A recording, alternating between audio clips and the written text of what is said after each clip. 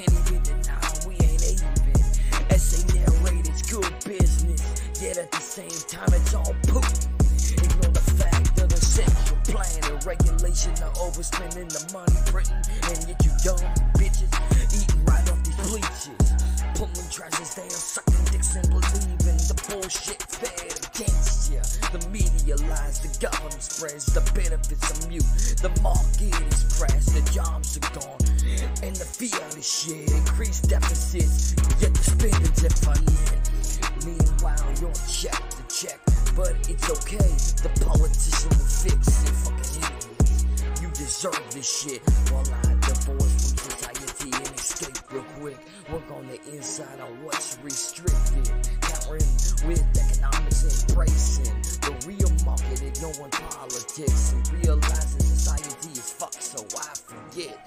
Pick and choose whom I associate with, conducting business on a voluntary basis, and living happily tucked away from all this shit. I'll choose the life of an avarice. Hey, this is The Legacy, right? I am Buck Isaac, the legacy of Jennifer Kaiser. Rest in peace, Mom. And I have a special guest on. It is BudsNReality, known to on Twitter. Check out his show on Spotify and anywhere else you can find podcasts and YouTube and all the galore. How we doing today, Shaun? Man, I'm good, Zach. Thanks for having me on. This is actually this is only the second podcast I've ever been a guest on, so this is pretty cool to be on the other side of things. The first one I did was with a buddy of mine, actually. It was his show, and it was more about like entrepreneurship and whatnot, because I have a small business that I run, so he wanted to have me on to talk business. It wasn't, not political at all. He kind of let me plug my pot a little bit, but that was as far as it got. So it's cool to do this. Thanks for having me on. That's awesome. Not a problem. Speaking of business, I mean, that sounds like it was cool, quaint, and just better. Everything's politicized anymore. Well, I mean, that's just the way the world is right now, man. You can't even go to the grocery store without it, being politicized. There might be somebody handing out pamphlets for some local shit or whatever it may be, and that's fine, to each their own, but like, it's gone. Everything's just political now. That's just the way of the world. I can't even talk to my mother without talking politics, and we are not on the same side, but it's all, we love each other. We're family. We're not going to be like, fuck you, I'm not talking to you no more, because, you think differently of me. Like, that's not the way to go about life, but, that's the way people are doing. Yeah, that's the same way with, like, me and my dad. Like, doesn't matter. It just comes about because I got two different opinions. He has his own opinion, and we're both stubborn, but it is what it is. So, he's still my dad. Yep. I mean, that's still your mom. So. Yep. You're not going to get rid of your family. That's just not how that goes. Nope. So, and if your dad's anything like my mom, she wouldn't allow it. My mom would probably bug the shit out of me until I finally caved and been like, all right, let's talk again. You know what I mean? Yeah, man, that's my dad. I was trying to take a few months to kind of like shut down because my mom just passed, and of course my dad got remarried all in the same amount of time, and so I kind of had my little shit conniption, and he kind of forced it. He was the same way. He kind of forced himself back into everything. Like, I mean, he's my dad, so. You can't get rid of your family like that, especially like your parents. You know what I mean? And I'm sorry to hear about your mom, brother. That's a rough go. I haven't had to deal with that yet, but it happens as we get older. People, all your moms and dads and aunts and uncles, they start dropping because age gets them. Father time always wins. Yeah, the only thing that sucks is I'm 34 years old. My mom was 59, so it really hurts. Like plus I moved back in with my mom like 4 years ago, got a house with her, so it's rough. So, but I still got my cats, so they keep me company. So fur babies are good. Yeah, exactly. So, and I got a bunch of little cousins running around, so 3 nieces, so nice. I mean, so something to look forward to. So, but it's rough losing your parents. So, I mean, I'd rather be like 60 losing my mom at 90, but I mean, it is what it is. So, yeah, you're not going to tell the man upstairs what to do when it's the time to go. It's the time to go. That's just how that works. It's unfortunate, that some people go younger, but it's what do they call it? The circle of life or whatever. pretty much the circle of life keeps on revolving. So, but enough of that. It's getting a little depressing. Let's get on something more positive, like November, man, payback. Okay. So you see my Detroit hat, so we're gonna go there. All right, we're just gonna say hail to the victors, and your guys' ass scratched in November again. Oh, I hope not. I hope Ryan Day got it together. I hope Ryan Day and Jim Knowles got it together, and Justin Fry gets it together with this offense. So that's what's scaring me right now is the spring game. The offensive line is gonna need some work. I think we got some with Josh Simmons coming, but probably move him to left guard, but do the old offensive line shuffle. But Michigan's got a good team, though. They really do. I'm scared this year. I'm more scared this year than I was last year. You should be. They got a really good squad, and I'm going to say this: they're probably going to win the Big Ten again. But that's as far as it's going to go. They suck in the playoffs. I mean, they get into that playoff now for the last 2 or 3 years now in a row. Yeah, at least 2 years. Yep. And they get mollywopped in the game. They don't even win a game, and it's like, okay, so pretty much the season's a wash at that point. Great, you won the Big Ten, but you're not bringing me any playoff wins, so it's kind of null and void at that point. Yep. So, but I mean, you got to hats off to Harbaugh though. I'm like they lit a fire under his ass, and he got the guys that he needed to get to actually, coach, so he can just be a head coach pretty much. So. And then I think he's also looking at other options, so that might be another reason too. So, taking one year after 1 year each year, pretty much. I don't think Harbaugh is going anywhere for a while. I don't think he's ready to make that big leap to the NFL yet, because right now he's winning, and so I think he wants to continue with that. I mean, who am I to say make decisions for somebody? But I feel like he's going to want to keep winning with Michigan for a while. Because I think if he goes to the NFL, he's going to end up with some shit team. And he's going to have to start back over from scratch, to where he's kind of got Michigan where he wants it almost now. And I don't, that would suck to start over, at least in my eyes. But we'll see. Money is money. And, if they're going to throw enough at him, I'm sure he'll jump ship. I mean, money talks. We all know that. Of course. But, I mean, in the meantime, I just got to hope and pray. Because we have the mechanics for a national championship team, and we can't beat Michigan now with Ryan Day since 2019. Although 2020, we probably would have mopped the shit out of them. Oh yeah, that's right. They didn't play that year. They didn't play. Yeah. I try to block that stuff out as much as possible now, because that whole time frame really, really pissed me off. It did. Yeah. That's why I have a podcast. That's literally the reason why I started. It was Buds in the Basement in the beginning. It wasn't always BudsNReality. I didn't change it till the first of this year. So it was Buds in the Basement in the beginning. But that is the whole reason. My wife actually did it as a gift. So I shut the fuck up on Facebook, because that was my only social platform at the time. And I'm getting canned or put in Facebook jail or whatever, all the time. And my wife's like, okay, why don't you just do a radio show about this? This is what you went to school for. So go ahead. Exactly. But yeah, I do try to block that shit out as much as possible, but it's so hard because it makes me so mad. Yeah. It's just the reality of it. It shut down like half of sports seasons. Or it made people consolidate into a whole different scheme. And it just wasn't fun.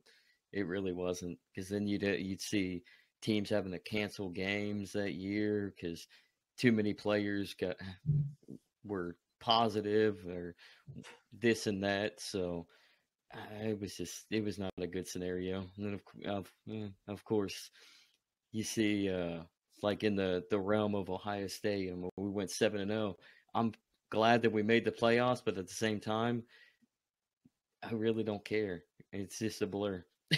Right. Yeah, it's just a blur. Because that was probably a team that if we had a full season we probably could have made it, but then, and we probably could actually help work on the defense too. But then again, our defense was so bad that year that I don't think anybody was beating Alabama even in a full season. And they did play a full season, so for the most part. Yep. Yeah, every state was different when it came to all that stuff. I'm here in communist Michigan, so they for real, dude, like it was straight commie. Once COVID hit, I mean, she shut this shit down. It was no sports, no restaurants, you couldn't even buy seeds, dog. Like you couldn't grow your own food. They had all that shit shut down in the stores, all roped off, taped off and shit. It was so bizarre and Orwellian, dude. Like I've never been so mad in my entire life. They literally told us we couldn't grow our own food, essentially.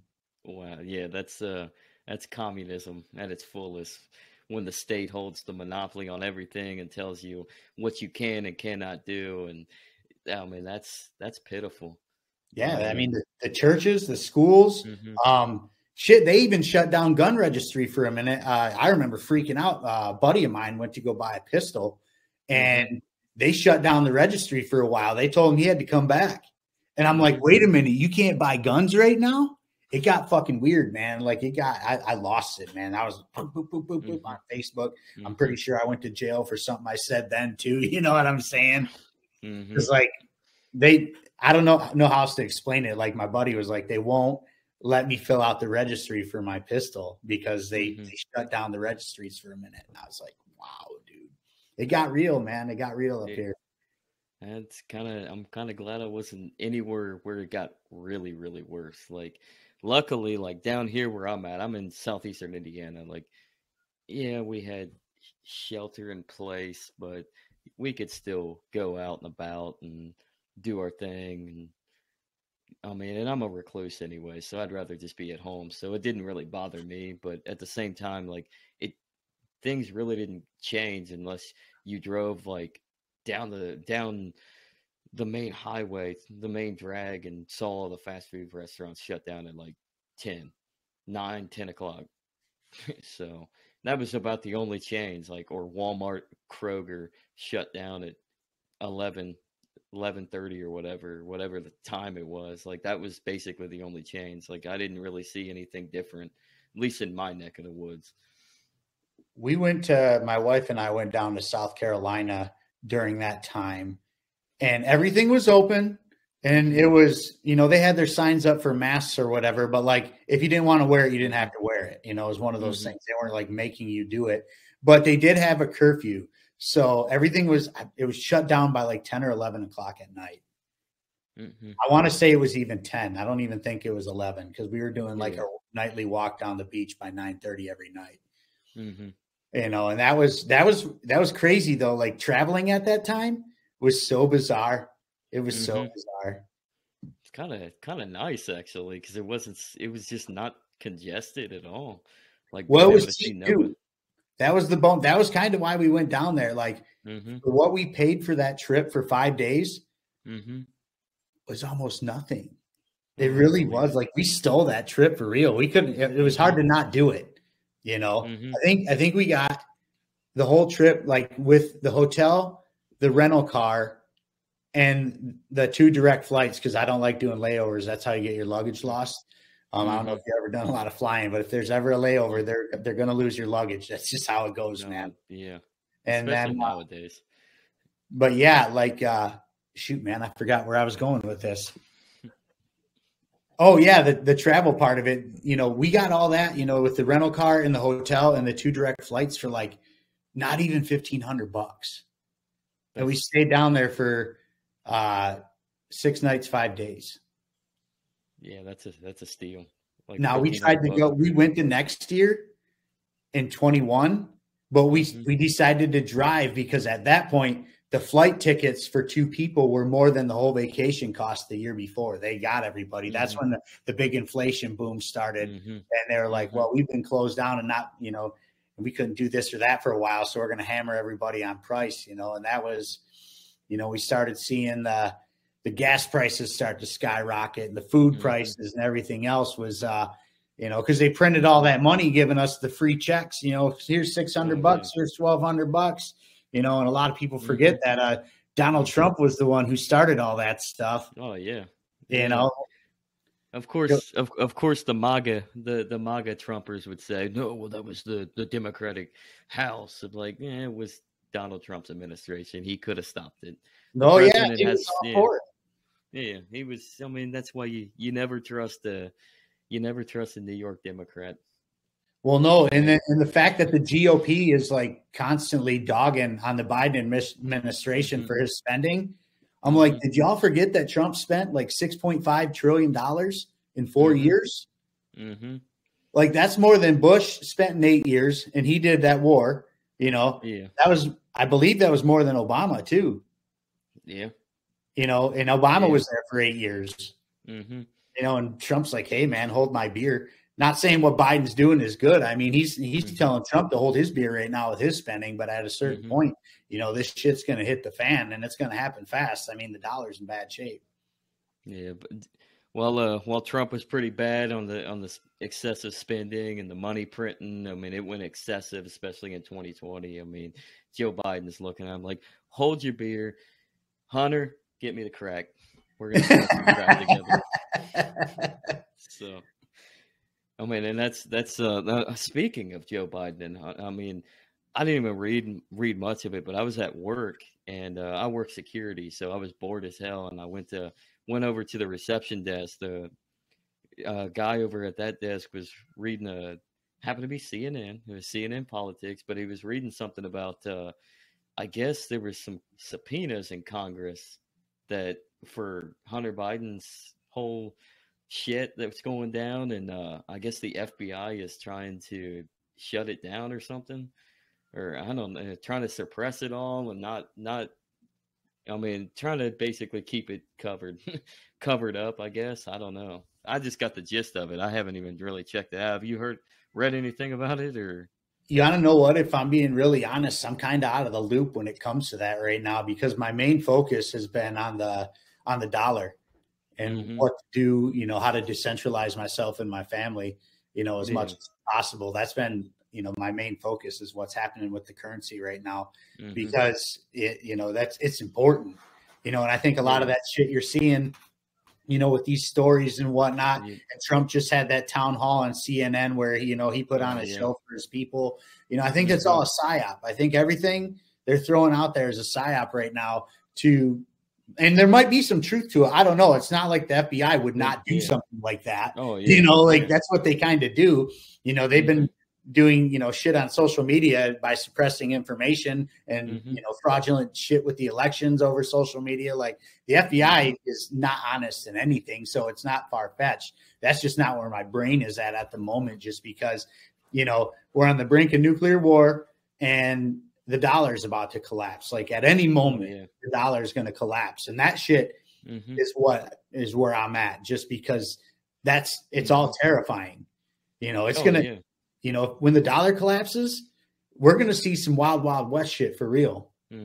Like stack up, friends, make sure you got guns and ammo at that point, because people are about to lose their fucking minds for real. Yeah, I mean, that's a sad part of it, is like you get it. Like I wouldn't even go wild west thing. Like I'd go more like Fallout 3. Like it's gonna be that real, especially if we're on the brink. And I mean, we're on the brink of nuclear war, so it could be like Fallout 3, honestly. So yeah, I mean, but you know, their whole thing is right now they're fighting over, you know, raising the debt ceiling, which will be a disaster for everybody, you know, and the one thing that will get the Fed printing without batting an eye is this war. You know, a lot of people don't know that the U.S. had just given $500 million, $500 million in weapons and cash to Taiwan. You know, so they're poking the bear everywhere right now. They're not only provoking China right now, they're provoking Russia as well. You know, y'all can say what you want. And yeah, Russia did invade Ukraine, but why did they do it? Because the U.S. has been poking the bear for a long time.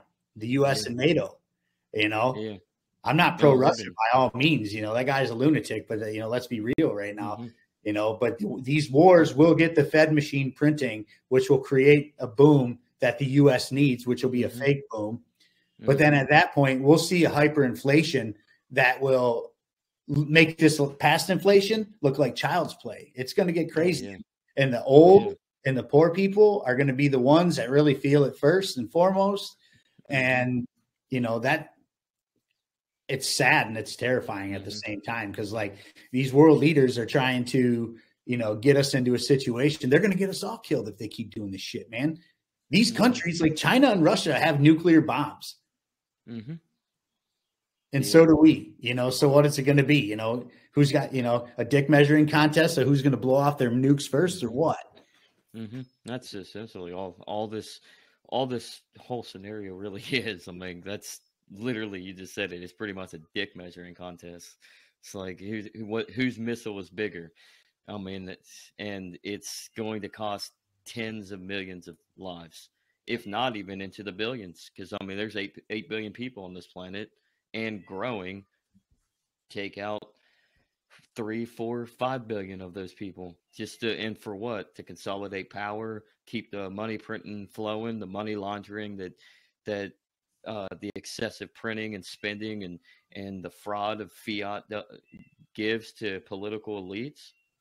I mean, that's the case point. Like, why not jump into a war? That's the greatest climate change scenario ever for these I don't know, these evil people. The warmongers, the war hawks. I mean, it's what they are. They're a murder cult. I refer to these people as a murder cult because that's exactly what they are. You know, and it's not even, these wars have nothing to do since World War II. There's not been a single war that had anything to do with our liberty and or freedom. Nothing. All it is right now is about power and putting their bases where they need to put them so they can be the superpower of the world. That's all this is about. It's all these wars are about, is being the superpower and putting these central banks in these countries.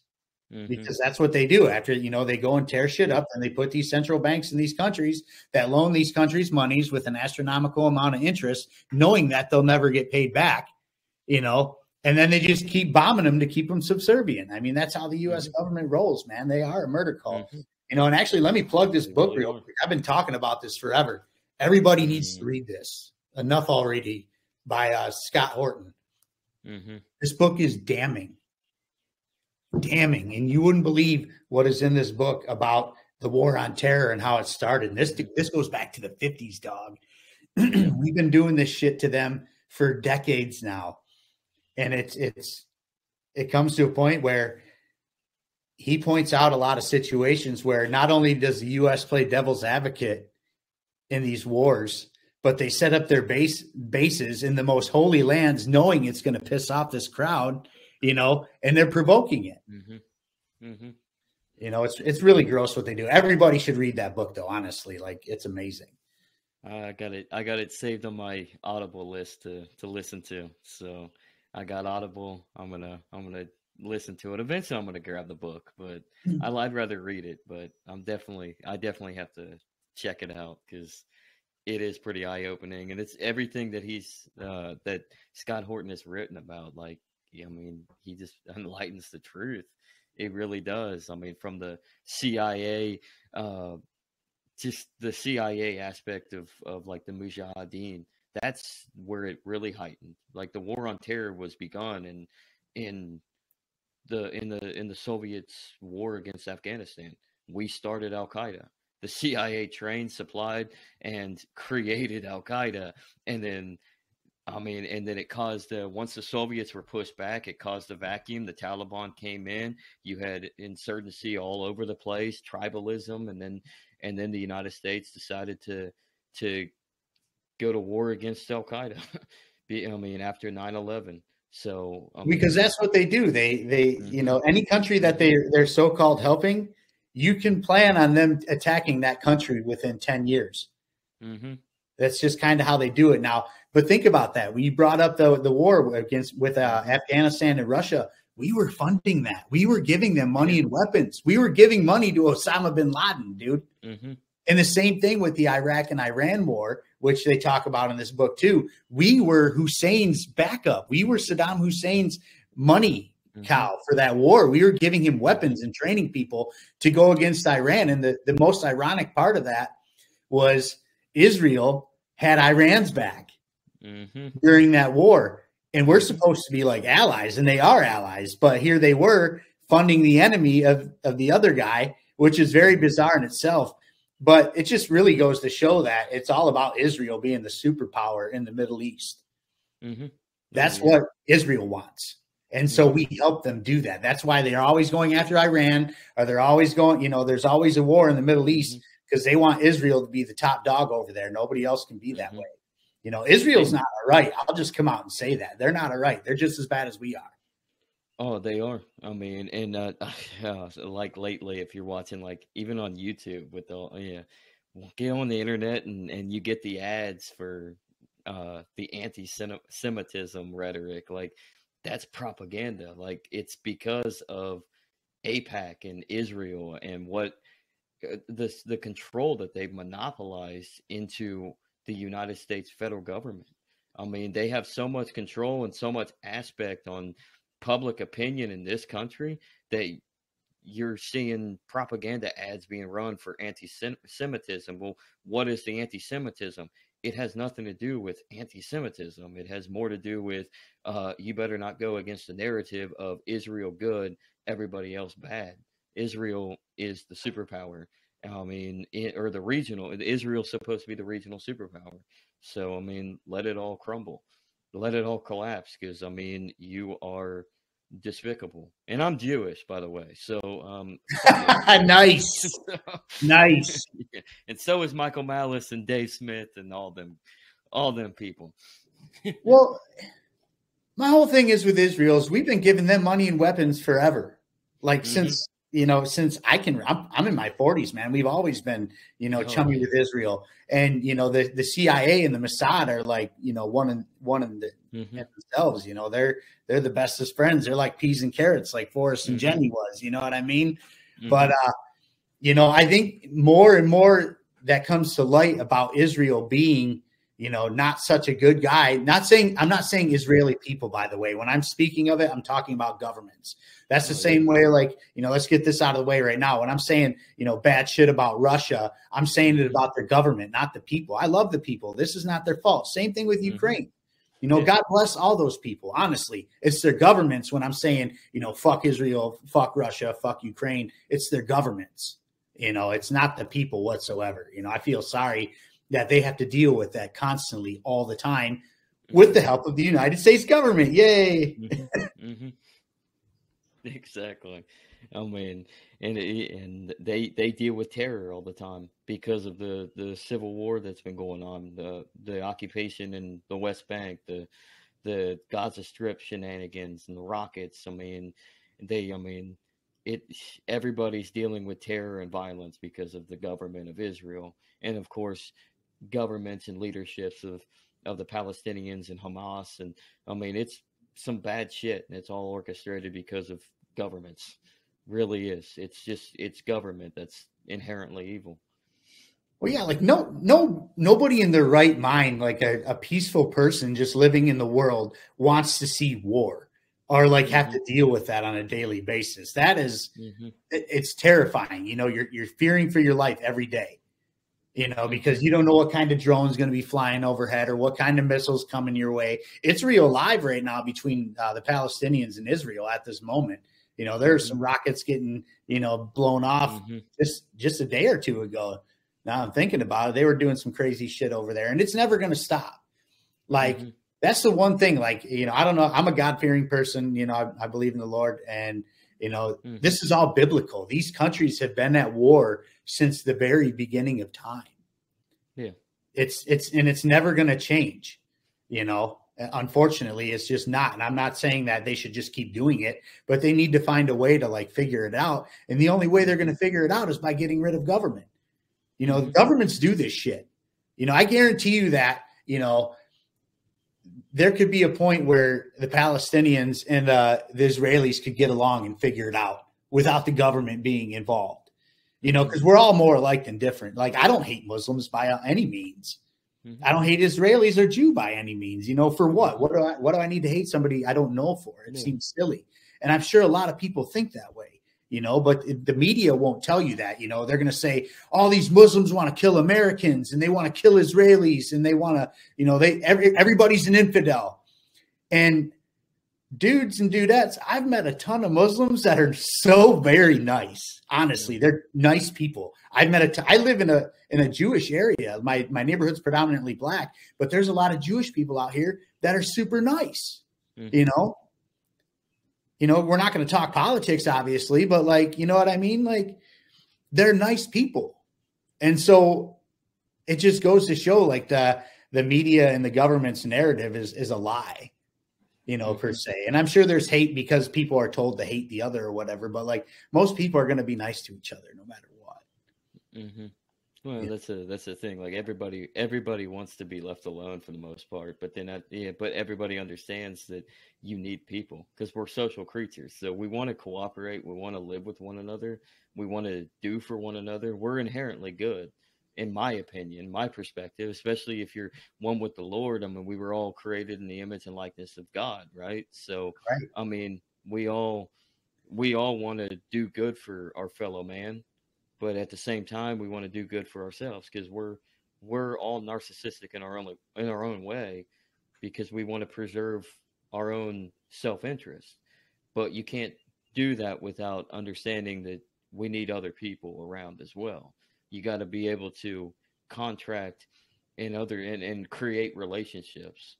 And then that betters you in the long run because you're building relationships. So that's something I struggle with all the time. But I mean, you got family, friends, etc. I mean, friends come and go. Families typically forever. I mean, sometimes it can be vice versa.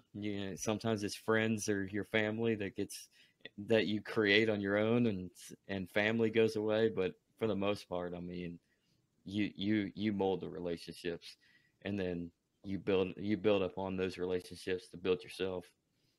Well, it's all about getting a sense of community back, really. I talk about this on my show a lot, is getting a sense of community back.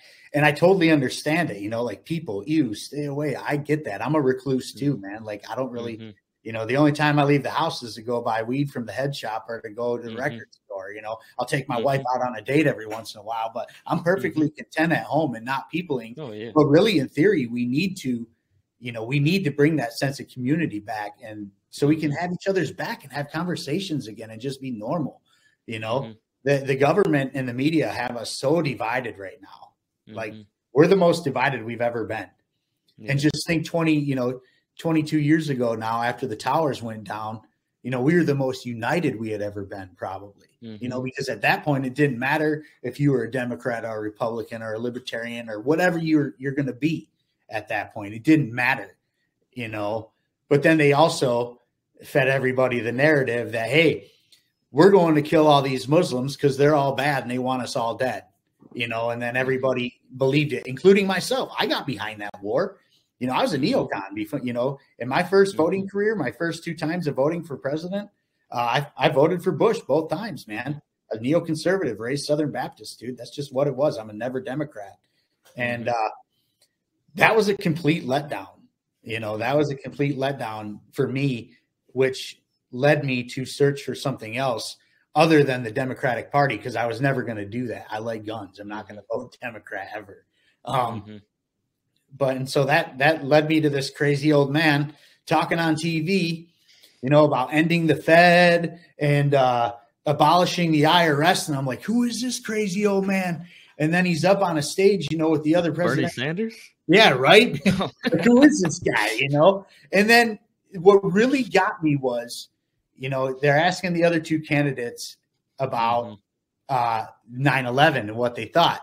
And they gave the same spiel, there was an attack on America, blah, blah, blah. The Muslims, they want, they hate us and they want us all dead. Then they get to the crazy old man, and we'll get to his name in a minute. And they're like, what do you think about it? And goes along to say something of the sort of, well, if the United States hadn't been meddling in their business for decades, this probably would have never happened. And I was like, screech, hit the brakes. Like, what the fuck did he just say? It was Ron Paul.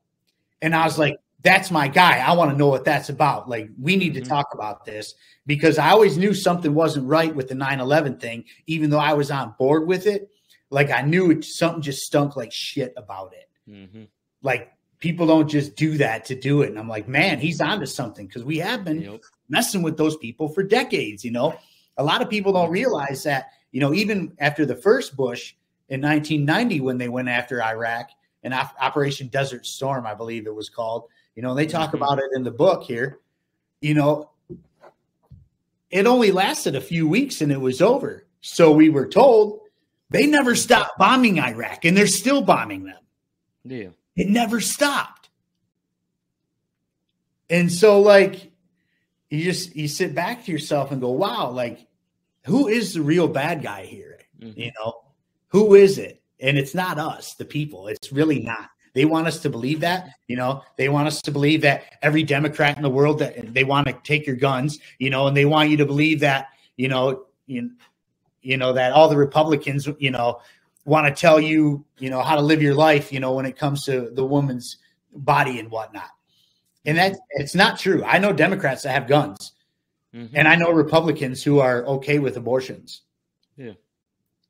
I know lots of people, and that's how, you know, they don't necessarily believe the full narrative or whatever. Nobody believes the full, you know, what the platform of the party is saying. But if you agree with most of it, that's kind of where they go. You know, I just want no state. I just want everybody to have their own perspective and be able to just, I don't know, hold on to their own culture. So, well, yeah, you should be able to practice your own culture. You should be able to, you know, as long as somebody's not, you know, infringing on your rights or violating your private property, hurting somebody or taking their stuff, it's really none of your damn business how those people are worshiping or who they're sleeping with, are married to, or whatever it may be. Honestly, you don't have to like it, but that's what liberty is. True liberty is people have the liberty to do things that you don't agree with. And that's how they get you, is like through this positive law bullshit. Like, positive rights or entitlements is how they divide. They utilize the scheme of politics to erode your negative rights or natural rights. I refer to them positive and negative. Your negative rights are what matter, because your negative rights are basically the only thing that matters is living. You get to live your certain way. Like, and nobody else has authority over you. You have no authority over anybody else. Positive rights is basically grandfathering everybody into saying, oh, well, we're the government. We'll grant you this, but we're going to take away that. Or the positive right, negative right scheme, it's taking away other people's negative rights, or so they say, or think that they can. They really can't, but I mean, it's infringing upon your natural right to live by utilizing the expense of your living to entitle a certain facet of society. I mean, and at this point, it's utilizing central bank mechanisms to do the largest wealth distribution in the history of the world, which is make everybody poorer and a small group of elites get everything. To control people. That's the name of the game, and that's what they do on a daily basis. See, they don't care about nothing. They don't care about nothing but themselves, man. This is why they go through these wars. This is why they continuously bail out banks and corporations. You know what I mean? Like, look what they did in 2008. You know, when they bailed out all those banks and shit, and GM and all that. Like, in a true capitalism society, a capitalist society, that doesn't happen. Businesses fail, and that's a part of what it is. And so when they did that, you know, that opened the doors, and they've been doing that long before that. It wasn't the first time this has happened. I just used that because I'm old enough to remember how it went, you know, and how everything went down, you know, and true capitalism and a true free market, that doesn't happen. Businesses fail, you know, such as life. You move on. There's another business, you know, there's another bank that you can go to, you know, it's not necessarily, you know, the consumer's fault that these businesses, you know, had to default on loans and banks had to default on things. And, but yet they take it out of taxpayer dollars, which is crony capitalism. That has nothing to do with capitalism. That has nothing to do with the free market. I mean, I'm reading Cronyism by Patrick Newman right now. So yes. I'm looking at I look at this like you're exactly right, because like it's truly Alexander Hamilton's vision. It's Alexander Hamilton, Robert Moore. It's the counter revolution of the revolution, which was the Constitutional Convention, and they gave the anti-federalists, the real federalists, their little Bill of Rights and say, oh, we'll give you this, but we're going to centralize this, and we're going to put in things in the Constitution that we're going to interpret as government expansion, subsidy, and we're going to promote the land speculators that are going to be in partner, and the bankers that are going to be in partnership with the government. The mercantilism did not die. It just changed. The name changed. Corporatism, fascism, mercantilism, statism, it doesn't matter. I mean, call it what it is. It's all the same. I mean, the government holds the monopoly in partnership with the choosing of who they see fit in the private sector that will expand the market in the realm of government. So it really is cronyism to the finest. Well, yeah, because they got all these bureaucrats from all these businesses and companies that are just shoving money at them, you know, to give them what they need or give them their way. You know, that's the other part of it. Like, the government really doesn't run shit in this country. They're puppets to, you know, the oil companies and the military industrial complex, big pharma, you know, large corporations. You know, those are the people who are really running the show. And really, if you really want to get down and dirty, it's really just the Fed and the military industrial complex who run everything. That is who is running everything. You know, there's a thing that we could, sorry to cut you off, but there's a way that we could definitely escape the military industrial complex, even within the system. We'd have to, it's hard to do with how the government acts, because they have so much control in expanding. But if we just open the market up and allowed for a little bit of competition, while also keeping in place the large corporations, Lockheed Martin, Raytheon, all them, give them something else to do in a peaceful standard, like, I don't know, supply the people of Ukraine with necessities rather than weapons. I mean, you could wean the military industrial because all they want is they're just in it for profit. So if you can wean them away from war and do something peaceful, you can actually end the military industrial complex without actually just saying stop it. But it's hard to do with government, because you have all the subsidization that goes into place and the bureaucrats, and you'd have to get rid of the Fed first. Bingo. Yeah. You get rid of the Fed and you get rid of the wars real fast, because then there's no way to pay for it. There's no way to pay for the weapons. There's no way to pay for the military people that are fighting there. There's no way to pay for the actual equipment, you know, whether it be vehicles, planes, ships, submarines, whatever, you know, whatever they need to do what they need to do. That all stops because there's no more fucking money. You know, this is why I'm so adamant about ending the Federal Reserve, because if you end that, you pretty much end government at that point. You know, their monopoly on power is over. Like, it is gone. You know, and plus, think about this, man. Why should any government in this entire world have access to an endless supply of money? They shouldn't. Riddle me that. Nobody should have, you know, nobody should have that. This is why we get what we get. And then, you know, you bring up anarchy to somebody and they're like, well, then a bunch of warlords would take over. I'm like, are you fucking kidding me right now? Like, I think an anarchist society would be a lot safer than a statist society at that point, because we are overrun by warlords. Look at these murder cults all over the world, man. Look at the United States military. Look at the Israeli military. Look at, you know, the UK military. They're not innocent in all this either. I mean, and pretty much all this NATO alliance and the UN bullshit. It all goes hand in hand, man. You cut that Fed off and this shit ends so fast. so fast. People don't get it, man. Mm-hmm. It'd be much better to like live in a world, in a society that's more closely aligned with Hobbes' whole idea than what we live in today. Like, what's the point? And we have 200 something plus countries around the world. Why can't we just have smaller little societies?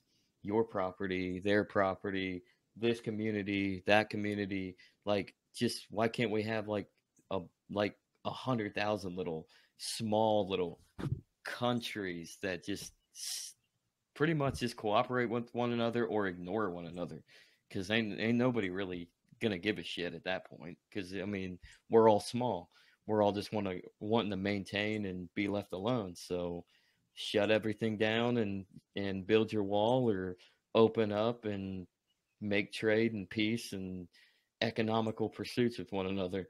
So exactly, man, exactly. It's that's, and the only way we're going to make that happen is by a stateless society. If there's governments involved, there's going to be war. If there's a Federal Reserve involved, for sure there's going to be wars. But Shaun, what if I told you communism is stateless? No, at least according to Marx. See, that's the crazy. You know what? I wish we could go back in time, and I was old enough to meet Karl Marx, because I would beat him senseless. I would beat him with my bare hands. I swear to God, I would. Forget the non-aggression principle. When it comes to Karl Marx, and I was around in that era, I would beat that man senseless, seriously. Because what in the actual fuck? Communism in itself abolishes all private property. Think about that. There is no private property under communism, which hypothetically means that if I saw fit, I can move my wife and I into your house and sleep in your bed with you, and you couldn't do shit about it. That's what communism is. Yeah, and I think I think the Constitution's socialist as shit, but communalism. But that's essentially what the Third Amendment actually explains in the Constitution. I mean, no quartering of soldiers. I mean, soldier, you and your wife, whomever. I mean, my house is my house. Right, your property is your property. Yeah. Nobody should have access to your property like that. So the whole thing about abolishing private property in the first place is absolutely not. No, I don't think anybody would go for that. But I don't think a lot of these pro-commie folks understand that concept, that the concept of private property is gone. Nobody owns anything. Everything is everyone. And that is no.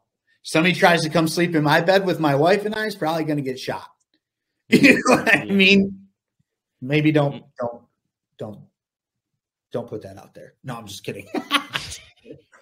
No, but for real, I have the right to defend my property. We're here in America. Like, ain't nobody coming to sleep in my bed. That's crazy. I know that's kind of far-fetched, but I mean, that's what that means when a communist world. Yeah. But Marx, no way, man. That guy's insane. It kind of crazy. So I went to a bookstore here at a local bookstore by my house, and they had the Communist Manifesto right there out in the open, man. I'm like, holy shit. But the funny thing about that was Economics 101 by Thomas Sowell was right next to it. And I'm like, okay, dudes, that makes sense, I guess. But at least they're having freedom of press in their bookstore per se. But I thought that was kind of bizarre. They put those right next to each other. I should have taken a picture. See, I advocate for everybody to read that. Just like, I mean, I would say everybody needs to read Adolf Hitler's Mein Kampf, because you need to learn the insanity that goes into thinking like that. Like, communism may seem like it's all mushy and gushy and good, but I mean, it's really not. It's taking away, like you said, it's taking away private property, it's taking away individuality, and somebody's going to have to control it all. So even if the end goal is this stateless utopia where everybody gets along and everybody just shares everything, and it's a shared economy with no cash, no monetary value of any sort. We just grow our own crops and live and craft our own needs. I mean, and just live happily ever after on our communes. I mean, that sounds great. That sounds fabulous, actually, if we could actually be peaceful. But there's no sense of individuality. We're just collectivized into into a camp, essentially, and somebody's got to control that camp, because I mean, we're individual. Somebody's going to be. There are human beings that have that leadership quality. And what happens when you're a leader and you gain that leadership of a group of people, and they just grant all their authority of themselves over to you? Well, there's two things. You're going to you'll either become dictatorial, or you'll become like a shepherd. And either scenario, in my opinion, is bad, because in all essence, that just makes you a ruler.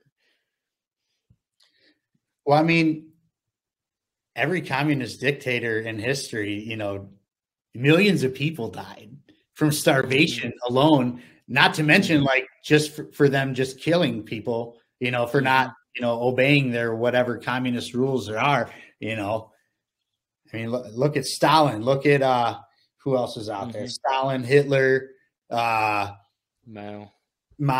Yep. Yeah, Pol Pot. Millions died from, under those regimes, millions. So how does communism look good to people? It shouldn't.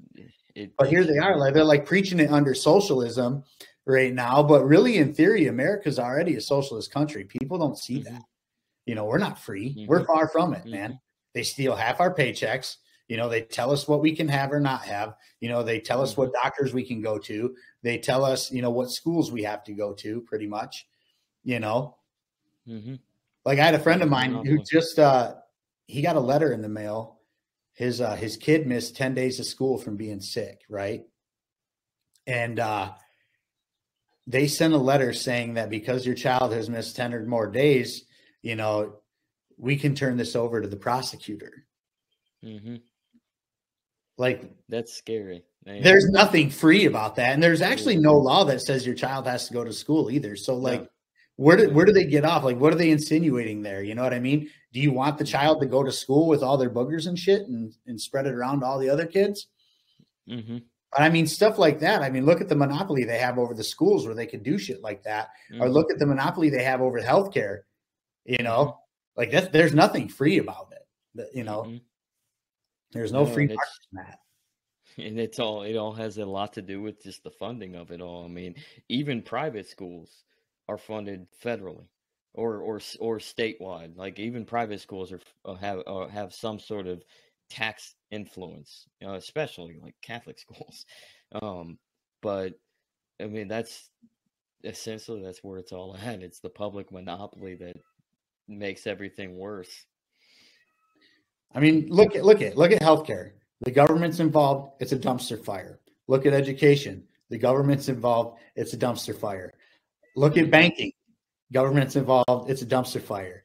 I mean, everything they touch turns into a dumpster fire. So, I mean, I don't know what else to say to people at that point if they don't see that. Like it's out in the open. They're not even hiding it anymore. They just do what they do and they don't care because nobody's giving them any pushback. And a lot of it's our fault for allowing it. We allowed this shit to happen for decades now, so this is what we get. It's everything's done voluntarily. I mean, it's whether it's democratic, whether it's, I mean, you're going to outsource your authority no matter what. I always go back to authority. Like you have your own authority and you have to give it away voluntarily. I mean, even if it's coerced, you're still voluntarily handing it over.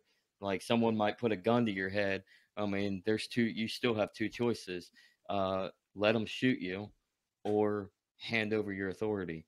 Well, I'd rather them shoot me in the head at that point because, so it's still all voluntary in every aspect, in my opinion. So, I mean, I don't know how voluntary that is. Turn your shit over or die, but that's force and coercion. That's not voluntary at all. That's force and coercion. That's not the way to go about. This is why I preach stateless societies. We don't need it. We really don't need it. We could figure it out. Like seriously, 99% of people go about their day and they don't hurt anybody. They don't take their stuff. You're not robbing, raping, killing. They're not doing any of that shit. They're going to work and they're going home to their families. That's what we do every day of our lives. That's what we do as a human race. All the crazy you see on TV with, motherfuckers shooting up buildings and shooting their neighbors and shooting their spouse or whatever that means, or whatever they're doing, that doesn't even constitute as 1% of the population, dude. But they're not going to show on the news that you or I just went to work and didn't do anything. That doesn't make good news. It doesn't make for a story. It's boring.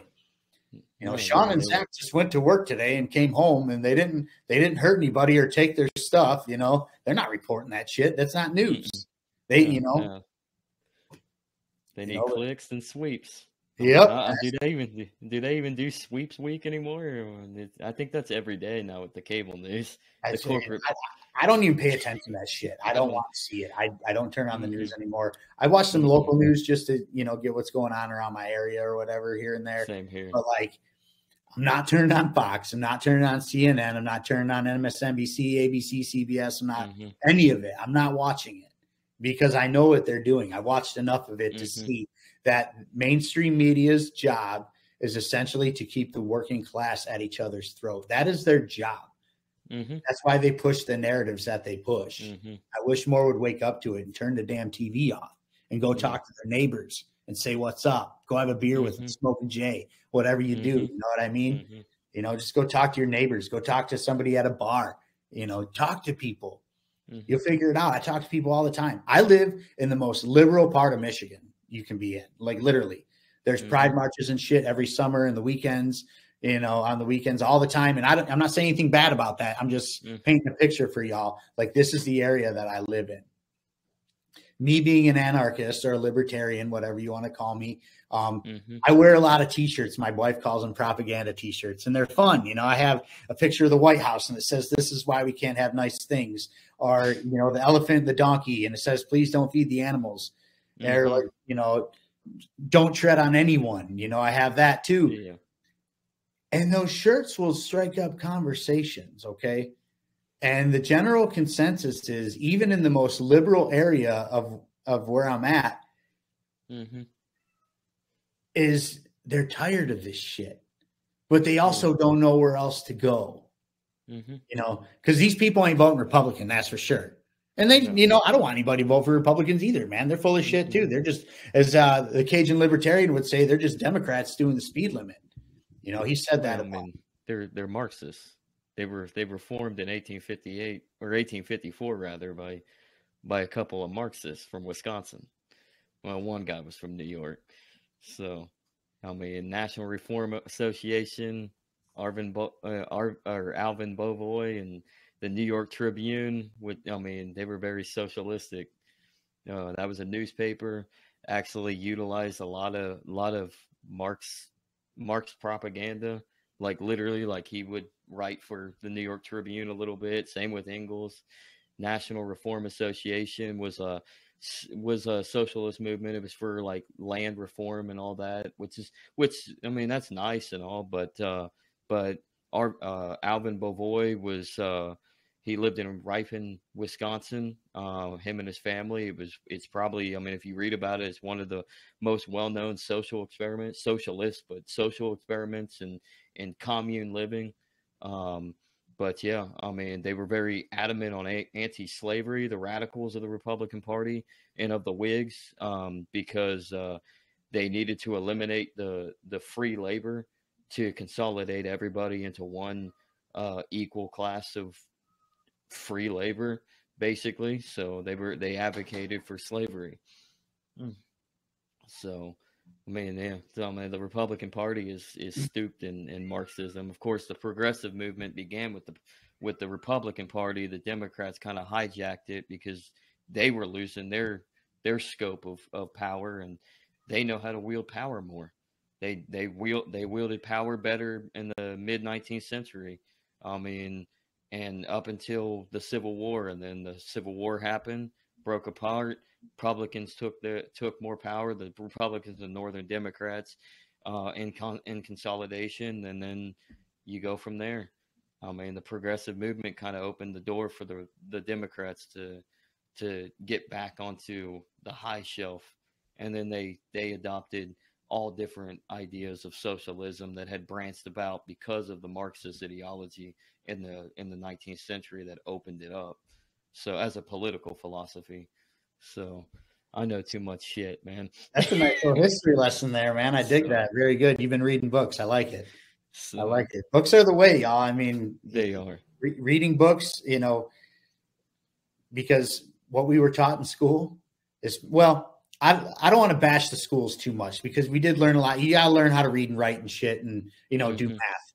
But like when it came to American history, oh, bullshit. All of it. All of it, man.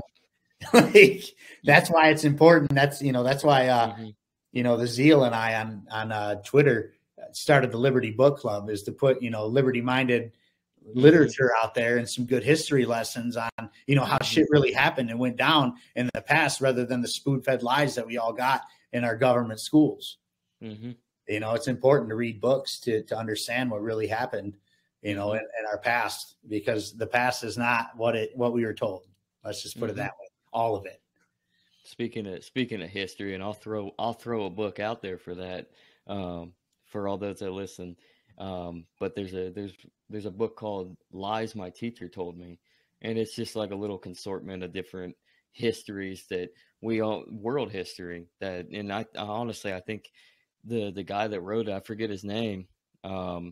He was a liberal. He was very liberal minded. So for the time being back then, he might be probably considered conservative today, because the liberals of today will be conservatives tomorrow. But yeah, that's what the title of the book is, and it starts from the beginning for the most part.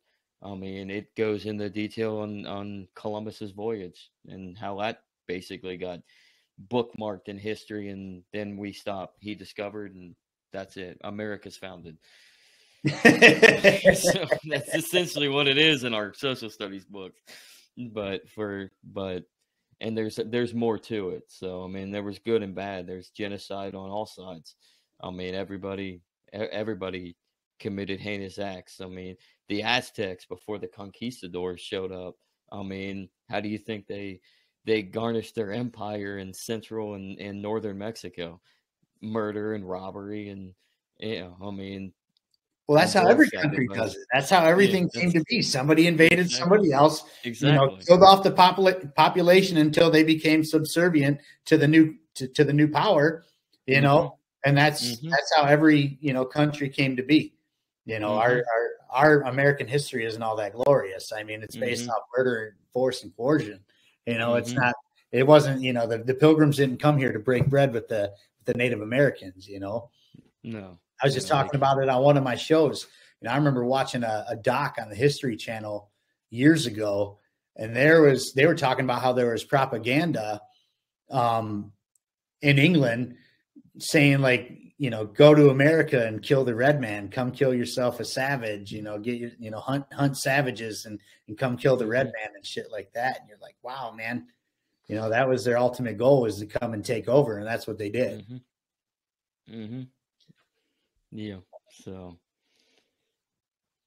that's the way of the world, man. That's where we're at. I'm saying, you know, let's try a stateless society, or at least a libertarian society with very, you know, minimal government involvement. Let the free markets be free. You know, let capitalism do its thing, you know, because no matter what, these things will all work themselves out.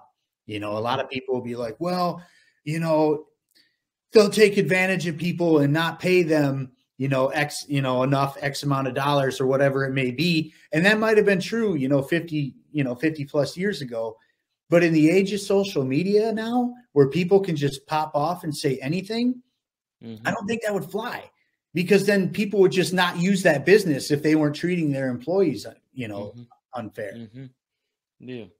I mean, that's use the market for what it is, because I mean, and we've seen it. We've seen it these days, especially with, like, I mean, Anheuser-Busch like owns multiple brands, but I mean, with the Bud Light brand, I mean, they decided to go Pride with the transgender guy or whatever, and it is what it is, whatever. But a bunch. It got boycotted. They backtracked, and now it's back to just simple old Bud Light again because they needed to save face. But did they walk that back?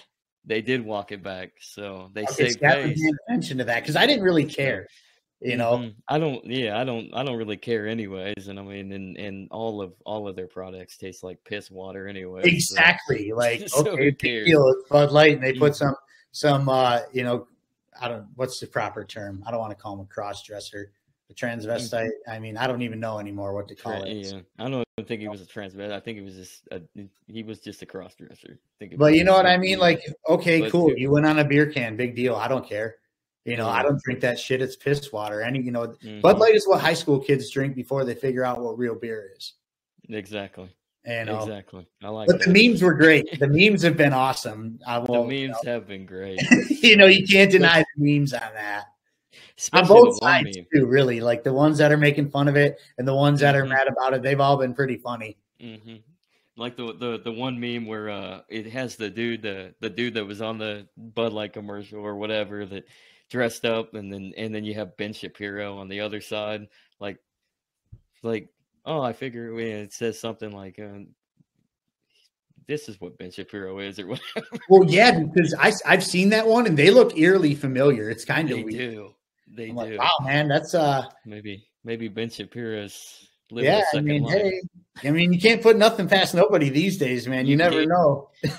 But I mean, in all essence, I could care less. Like, who cares if you want to cross dress? Cool, as long as you're not harming anybody, and that's to the extent of it. Cool, whatever. Dress and leave your kids out of it. Yeah. So, I'm not with that whole. Leave the kids alone. Don't be pushing that shit in their face. Oh yeah. So otherwise, what was that? Oh, I said if the kid's gonna ask like, what's that man doing wearing a dress, mommy? I mean, I would hope that just explain to him like that's a weirdo, son. Leave him be. I just feel like, hey man, that's what they want to do, and that's none of our business. That's what I would say. You know what I mean? If that's what they want to do, it's none of our business. Yeah. But we're not going to go hang out with them either. Let's go the other way or whatever. Because kids don't need to see that shit. But I don't. I say the same thing. I don't want a naked woman shaking her ass in a child's face either. Let's keep it fair. Like no naked asses in kids' faces. Period. Yeah. Oh man. That's how the empire's falling is when you have all this debauchery going on. Yeah. And so I mean, we know the collapse is inevitable because everybody's just going insane, and they that's what they say. I mean, what's the definition of insanity? Just keep on doing everything on repeat. And that's what they're doing. They're not learning anything from the past. They're just becoming crazier. I mean, that's how the Nazis came about. It's how the communists of Russia came about. I mean, it's how Cambodia fell, besides other reasons like our government intervening. Henry, thanks. I mean, Henry Kissinger and his influence. But that's essentially what we need to do. We just need to get back to like the principles of what humanity's all about, our individuality with a sense of community. So, and I think that's where we'll leave off for right now until next time. So for sure. Until next time. So it's been great to have you on, Shaun. I'd like to have you come back again. That'd be awesome. And it was a great talk though. Yeah, man. Well, it was good. Thanks for having me on. This is the second one I did. I hope I did all right. It's weird being on the other side, but hopefully it turned out okay. Hey, you did fine in my book, man, and I learned a lot. So, but you can catch Shaun on Twitter if you want to hand it out. Oh yeah, Twitter at BudsNReality, and then Instagram's the same at BudsNReality, and you can go on Facebook too. Facebook doesn't even really suggest my page anymore. They don't like me. It's my second one, actually. They unpublished me one time. So, whatever, such is life. But if you guys can find me there, And, if you want to check out the pod, I'm on pretty much all major platforms, Spotify, Apple, Google, iHeartRadio, Amazon, YouTube. You can check it out. And check out Zach too, man. He's doing his thing. So we're all in this world. We're just trying to get a message out. So thanks for having me on. And thanks for coming on. Yep, that's right. It's there's no monopoly on perspective. So check out BudsNReality on everywhere you can find your podcast, and check out The Legacy Right. This is The Legacy of Zachary Kaiser. This is Shaun from BudsNReality.